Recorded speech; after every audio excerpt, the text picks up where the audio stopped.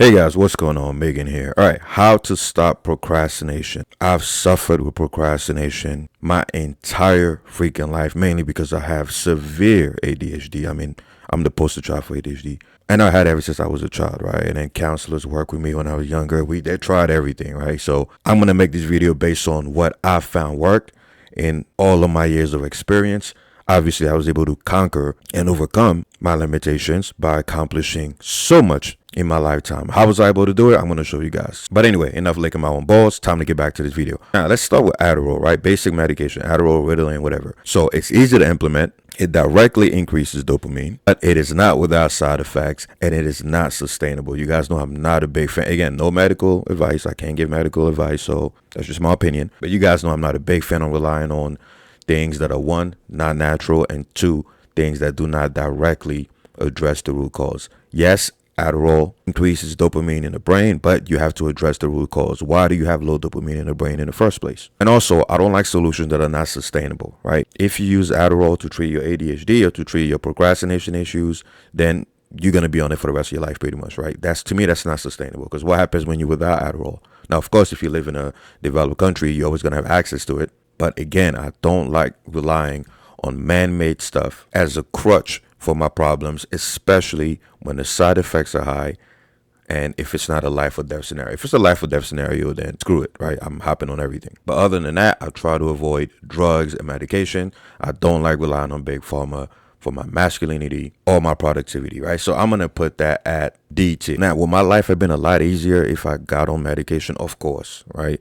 But then again, you wouldn't be watching this video. I wouldn't be where I'm at today, because almost everything I learned was because I had to teach myself how to overcome my struggles.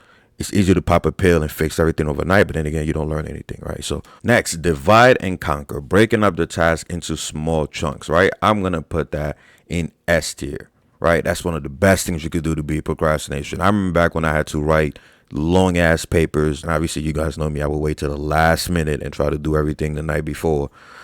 Because that's pretty much how I used to manage my ADHD. I used to leverage that pressure, that deadline. But one thing that works is if you take the big project or the big paper you have to write or whatever, going to the gym, whatever you're procrastinating, break it down into tiny freaking chunks.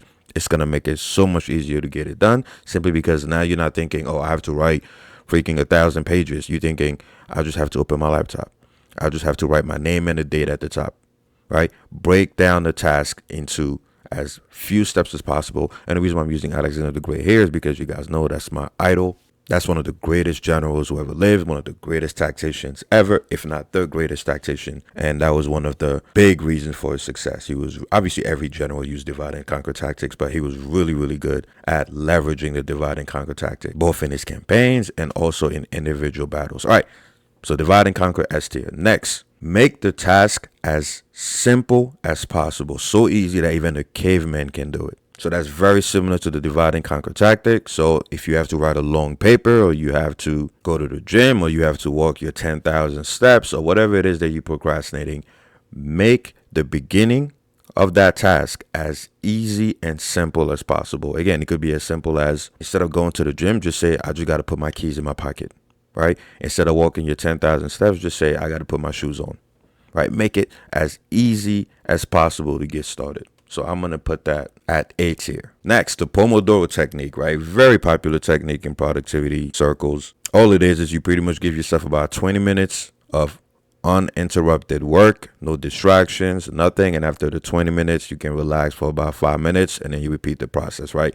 So again, it's great for getting stuff done. It's great for getting started. If you procrastinate, my only issue with the Pomodoro technique is people procrastinate the Pomodoro technique, right? Trust me, I was guilty of that many times back in college.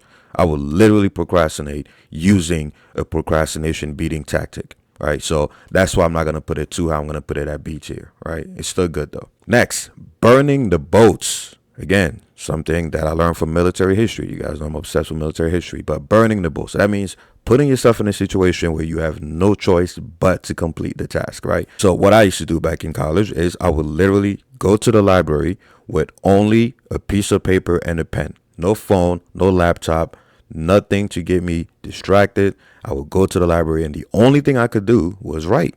Right? If I had to write, then that's what I would do. If I had to work on my math assignment and I didn't want to work on my math assignment, Then I would take my math homework, nothing else, no phone, no music, nothing. And I would go to the library away from everybody, and then I burn the boats. There's no turning back at that point, right? Because back then I was broke as hell. So if you go all the way to the library and then you don't get stuff done, well, now you wasted money, you wasted time, right? So it will force me to get the job done, right? And again, it's called burning the boats because Alexander the Great was very, very good at using the strategy to obviously motivate his men. When he brought them over to Asia Minor, he burned the boats so that there was no going back to Macedon. Now his soldiers had to conquer or pretty much lose. And it worked, right? His men had no way to go back home, so they had to fight like madmen. And you guys know the rest was history. So I'm going to put burning the boats at S tier. If you're procrastinating, you struggle with procrastination, put yourself in a situation where you have no choice but to get the job done. If you're procrastinating going to the gym, literally just drive to the gym. Drive to the gym or have somebody drop you off at the gym and tell them they cannot pick you back up unless you're done working out, right? Put yourself in situations where you cannot procrastinate and you cannot fail. All right, next, eating a huge meal, right? So that you get all your nutrients and all that stuff. Well, here's the problem with that, right? Yes, you're going to get some protein. You're going to get some tyrosine, which is crucial for synthesizing dopamine. You're going to get your nutrients. But you do not want the meal to be massive because if you're a procrastinator, the last thing you want to do is spike your prolactin, spike your serotonin way too much because it's going to make you lazy, it's going to make you sleepy, and it's going to give you every excuse to not get off your ass, right? I get my best work done when I'm hungry, when I'm fasted, or when I just have a cup of coffee and maybe a little bit of protein, right? The moment I get a lot of carbs, a lot of fats, my brain starts to slow down. That's why I have to be very careful. In the days where I need to be sharp, then unfortunately I have to sacrifice gains in favor for cognitive gains, right? Because you can't do both, right? If you're trying to be that's one of the reasons why I had to stop bodybuilding years ago, right? Because if you want to be a bodybuilder, eating is so important. Eating every 3 hours, getting your protein in, getting your carbs in to keep those glycogen stores full, blah, blah, blah, blah, blah. But when you have to do cognitive work or if you're procrastinating, you have procrastination issues, the last thing you want to do is eat a huge meal. Trust me, it's going to make it a lot worse. So I'm going to put it in C tier, right? The only reason why it's even higher is because at least you're getting your tyrosine and all the nutrients that you need to synthesize dopamine. All right, next, rewarding yourself after completing a task, right? So an example of that is, let's say you're procrastinating to, again, write a paper, go to the gym, whatever it is that you guys are procrastinating. That's giving yourself a reward after completing the task that you're procrastinating, right? Now, a lot of people overhype this. I'm going to put this in D tier. It's not as effective because, once again, if you're giving yourself that reward, there's no pressure, right? You could just choose to just get the reward yourself. I see a lot of people do that. They say, you know what? I'm going to try to reward myself after I do this. And then I check on the client later or on the person later, and they still haven't done it, right? Because they could just get the reward themselves, right? When you're giving yourself a reward, it's so hard to stay motivated because, yes, some days you might have the discipline to do it. On some other days, you might be like, you know what? Screw this. I'm just going to do it anyway. I'm just going to reward myself anyway. And that used to happen to me all the time. I used to be like, well, I'm going to do this hard task that I'm procrastinating. When I'm done, I'm going to check my phone or I'm going to play this video game or whatever. And then I would end up just playing a game. I would end up just playing a game anyway, right? So it just doesn't work, right? I'm going to put that in D tier. But there are some instances where you could make it work in your favor, and I'm going to bring that up later. All right, next, increasing blood flow to the brain, right? Whether that is through exercise or even a cold shower or whatever. That is at the very top. I'm not going to move it, but here. That's in S tier, right? Because if you're procrastinating, once again, it's a dopamine issue. It's almost always a dopamine issue, right? And one of the fastest ways to synthesize more dopamine in your brain is to simply increase the delivery of nutrients and precursors to the brain, right? You want to increase delivery of oxygen, iron, B6, tyrosine, phenylalanine, blah, blah. And that's all going to happen through increased blood flow. A lot of procrastinators, especially people that have ADHD, like myself, we have very low brain oxygenation. We have low cerebral brain flow. And that's why we come alive when there's either stress or when we exercising, when we go on a walk or whatever. Why? It's because it's increasing blood flow to our brains, right? Remember, not everybody's created equal. There's too many genetic differences and epigenetic differences between people. Some people have great cerebral brain flow no matter what they do, and some don't, right? And that's one of the reasons why exercise is so effective at mitigating ADHD symptoms as well as procrastination. So if you're procrastinating, try to get some blood flow. Just get up, do some body squats, do some jumping jacks, do some pull-ups, push-ups, right? It doesn't have to be anything crazy, right? Just enough to get some blood flow into your brain. Obviously, you also want to drink. You want to stay hydrated because it's going to be very hard to have increased blood flow if you're dehydrated and your blood is too thick. But yeah, maximize blood flow to the brain. That's definitely S tier. Next, picking the right career. Guys, a lot of times the reason why you're procrastinating, right, is because whatever you're doing is boring. It's not fun. You hate every bit of it. And it's even harder to stay motivated when you hate what you're doing, right? So obviously, picking the right job, the right career, even the right goal is enough to help you manage your procrastination. Because again, if you enjoy something, nobody has to tell you to do it. Think about it. Why do you guys love playing video games? Why is it that nobody procrastinates playing a video game? Because you enjoy it, right? Same thing with even things that are hard, right? A lot of us enjoy doing hard things because those things are fun. Whereas another person is like, oh man, like this sucks balls, right? So making sure that before you even start your goal or your project, make sure that it's something that you either enjoy or that's something that's linked to something else that you enjoy, right? But I'm not going to put it high. I'm going to put it in B tier, mainly because you guys already know I say this all the time. As a man, sometimes you got to suck it up and do things that you hate. So I'm not going to rank this higher because, again, there's going to be a lot of times where what you have to do is not fun at all. But like I always say, as men, we just got to suck it up and do it, right? So I'm going to put that in B tier, right? Making whatever you're doing fun, it's not always practical, right? To this day, there are things that I hate to the core, but I still have to do. Next, eating the frog, right? So again, this was popularized by Mark Twain decades ago, and it was also popularized by, I forgot his name, Brian something, the guy who wrote the book on it. But really, Mark Twain originated the saying. But pretty much that's eating the frog in the morning, right? Doing the thing, the most disgusting thing, the hardest thing, the thing that you do not want to do, doing it as early as possible, getting it out of the way. I'm going to put that in B tier. Now, why am I putting it in B tier instead of A tier? Simple, because even though it works, trust me, it works a lot, right? Whenever I hate something, I'll just do it in the morning. I'll do it as soon as possible. This way, everything else I have to do later in the day is just easier and easier and easier. There's nothing worse than scheduling something that you hate to do or that you're procrastinating on. There's nothing worse than scheduling it later in the day when you have decision fatigue and your willpower is low. You're just going to procrastinate even more, right? So obviously you want to get it out the way as soon as possible. But the issue with that tactic is, again, it is easy to procrastinate eating the frog itself. You get it? See, that's the issue with procrastination advice. People say, oh, you want to stop procrastinating? Do this thing that is also easy to procrastinate on. You know what I mean? Like, I don't like tactics that are hard to implement. Eating the frog itself, even though it works, that by itself requires you to have willpower to do it, right? I've seen time and time again, not just clients, but myself, procrastinate on eating the frog, even though that's a procrastination beating tactic, right? So that's what I'm not putting higher. Whereas the other things that are up there, it's very hard to procrastinate those things. Next, scheduling rewards. So that's a tactic that I use where if I know I'm going to be distracted anyway, I know I'm going to procrastinate because I'm going to be on my phone scrolling or doing a bunch of, brain dead shit. What I do is I just schedule it, right? Because a lot of times you can't escape it. You can't escape it. If you know you're going to end up checking your phone, you're going to end up procrastinating by doing some other bullshit, then you might as well schedule it. So I literally go on my Google Calendar and I schedule times when I get to enjoy myself. Pause. When I get to check my phone, when I get to respond to messages to my friends, blah, blah, blah, right? Scheduling distractions is actually a cheat code. Because now you don't have to use willpower to say, guys, remember, the decision fatigue is a thing. That's what the reason why so much of the advice out there is so bad, because it does not factor in decision fatigue. The more you use your willpower throughout the day, the harder it is for you to use that same willpower later in the day. You're literally depleting it like an HP bar, right? So instead of me saying, I'm going to use willpower to resist this distraction, I just schedule the bitch. I'm like, you know what? I'm just going to do this at 1 p.m. This way I don't have to waste willpower to say, oh, I'm just going to, save your willpower for the things that matter, right? Because in a 24-hour period, there's a lot of things as a man that you're going to have to suck it up and do. So save your willpower for those things. All right. So anyway, so I'm going to put that in D tier. Next, having a competitor. That is one of the biggest cheat codes in beating procrastination, especially if you're a guy, because man, we love to compete. We love status. So having a competitor on a task that you procrastinate is very, very powerful at spiking your dopamine, also spiking your testosterone if whatever that task is linked to your status. And that's going to give you, it's going to gamify pretty much, right? It's going to make the task more fun. And it's going to give you that, it's going to stimulate your amygdala and make you get up, give you a little bit of positive stress, right? Helping you get it done. So having a competitor or an enemy, even better if it's an enemy, is great at staying motivated, especially if that task is linked to your status. Now, I'm going to put that in B tier. The reason why I'm not going to put it higher is because, one, it's not easy to always get a competitor for everything you're working on. If it was easy, then this would be an S tier, trust me. And number two, that's also something that people could procrastinate, right? You can literally procrastinate finding a competitor or whatever. Next, having a checklist. That's extremely important, right?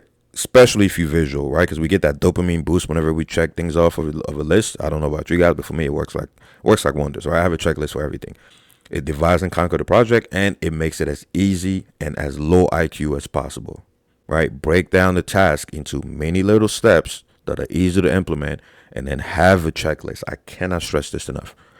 This way you could literally see yourself making progress. It almost pretty much it gamifies hard work, right? It gamifies whatever it is that you procrastinating. The only downside is you can procrastinate creating a checklist. You can procrastinate even following your checklist, right? So that's why I'm not going to put it too high. I'm going to put it in B tier. Next, planning ahead of time. Planning the entire project, the entire thing that you're procrastinating on. Planning everything from A to Z ahead of time. That is a great tactic, because one of the reasons why we procrastinate is because in our head, the project or the task is too big, right? It's there's too many factors involved. We have to think about how to start, where to do it, blah, blah, blah. So if you have everything already planned out, it makes it a lot easier. That causes less decision fatigue. And all you have to do is get up, turn it into a checklist, and then just implement, right? So planning your day in advance, planning the task in advance. If it's a project, if you're a college student, you have to do this long project, just plan it out, right? Almost like before a general goes to war, he has a map where they plan out their campaigns, every battle, the logistics,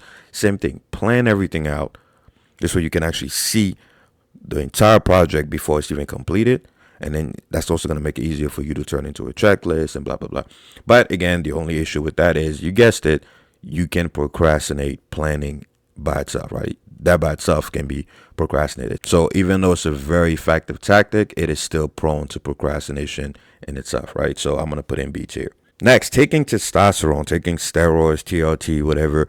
Believe it or not, it's greatly going to increase your dopamine signaling, because testosterone modulates dopamine action. Testosterone has a huge effect on dopamine transporters. So testosterone works. In fact, that's one of the reasons why testosterone makes us enjoy working hard. That's the reason why testosterone makes us go after our goals. It's mainly through its effects on dopamine, right? But as you guys know, over here at Team 3D Alpha, that's a cop out, right? I have zero respect for men who are on steroids, for men who are on TRT. Cop out. They're frauds. I say it all the time, and I don't care. You could be mad at me. They're all frauds, right? Because like I always say, your masculinity should not come from a bottle. We respect men in this society based on their accomplishments, based on their hard work, their work ethic, right? Their industriousness. This is how we evolved as men, and even women, to select men at the top and to assign status and glory. So the fact that you're taking a compound that makes you work hard, that makes you build muscle in your sleep, that makes you stronger, faster, it's a cheat code. To me, that's like going to run a marathon with a freaking booster pack. You get no respect if you take TRT, testosterone, steroids. It's all the same thing. I know influencers try to tell you, oh, TRT is the same as being natural. No, it's fucking not.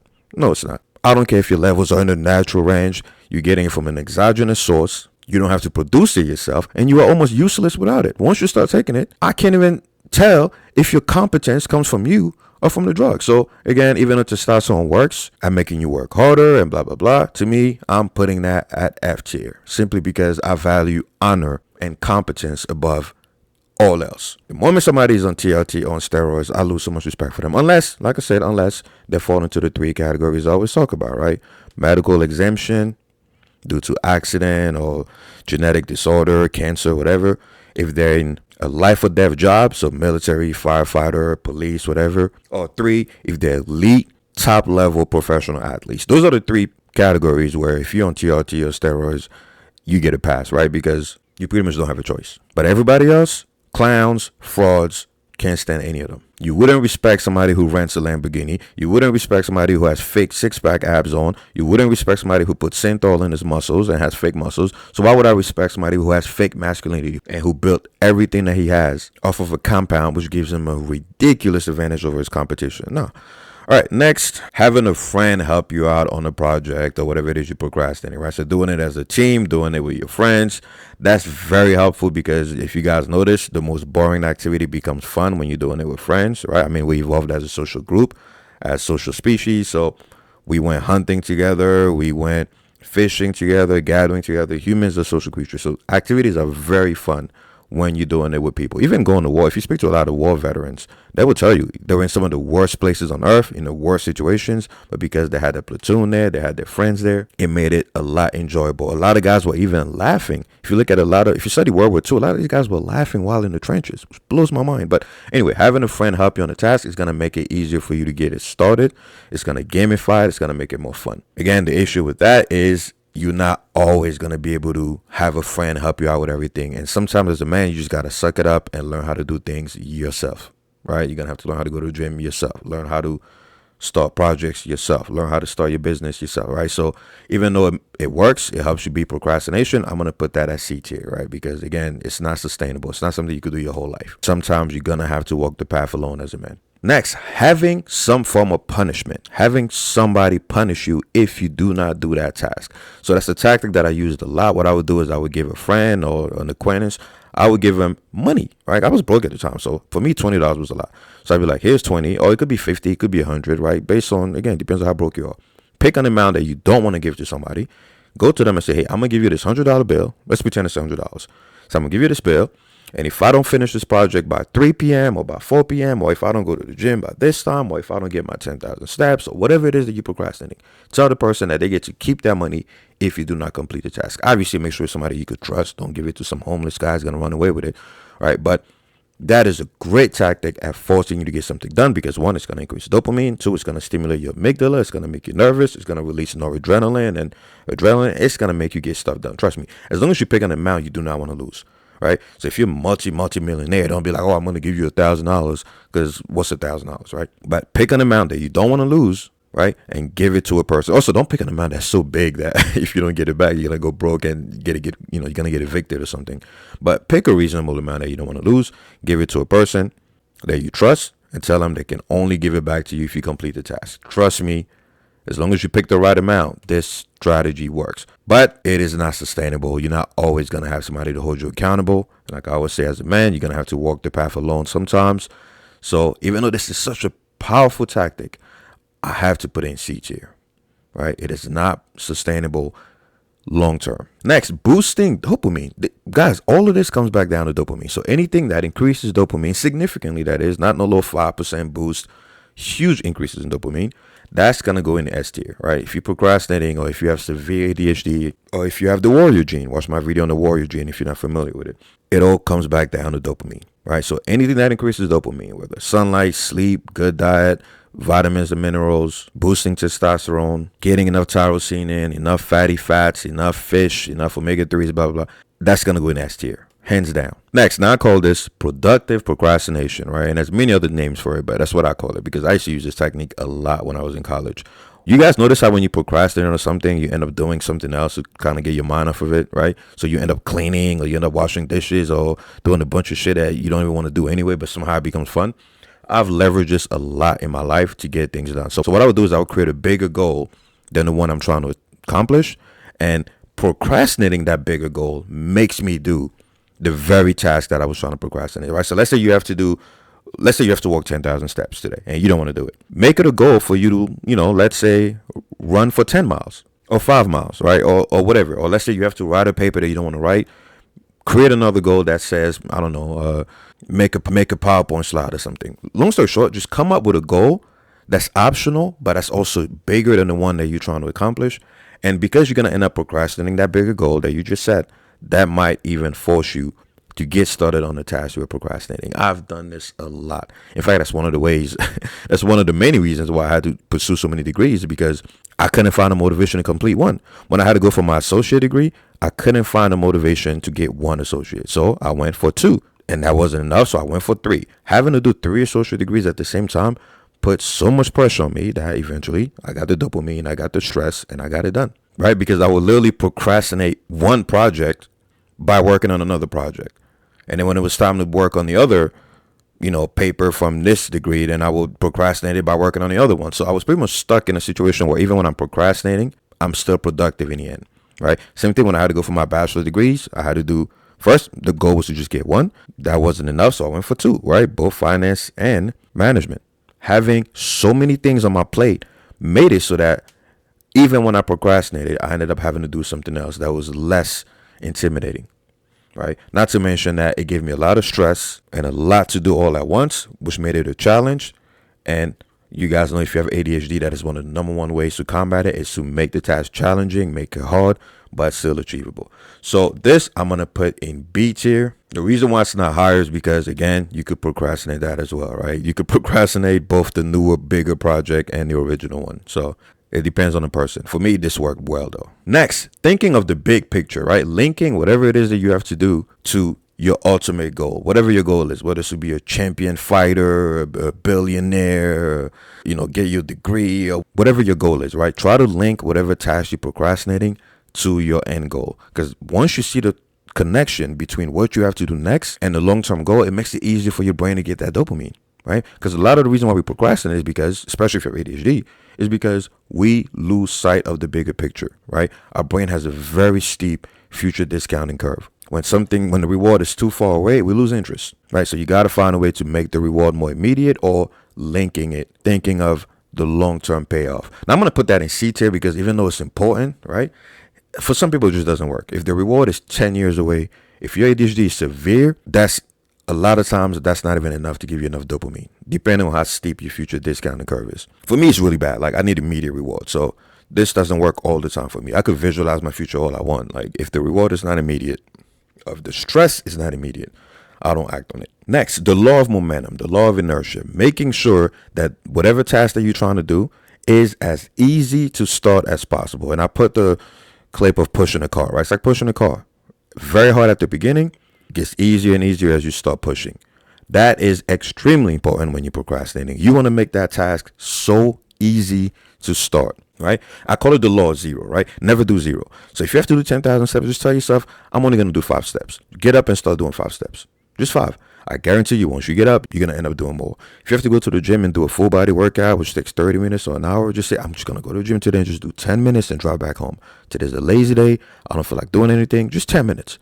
When you get there, 90% of the time, you're going to do more than 10 minutes, right? So the law of momentum, the law of inertia, the law of zero, I have many names for it, but it really helped me overcome some of my biggest obstacles, right? I'm going to put that in A tier because it is so easy to start, right? Just, again, always think the law of zero. Never do zero.